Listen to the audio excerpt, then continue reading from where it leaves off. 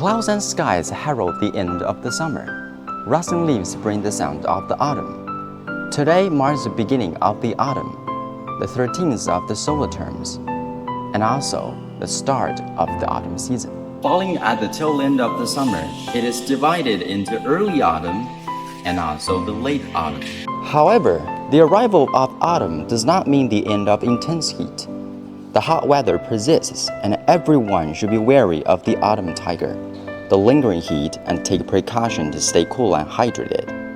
One leaf from a Chinese parasol tree signals the arrival of autumn, and in the rice fields, people talk of the harvest.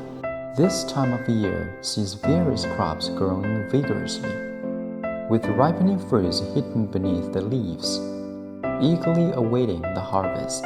Autumn brings with it customs such as 晒秋, drying crops in the sun, 啃秋, eating seasonal foods, 摸秋, picking autumn fruits, and 贴秋, sticking autumn-themed decorations. As autumn begins, may all that we sow be reaped, all our dreams be fulfilled, and may we all harvest dreams and hopes this season.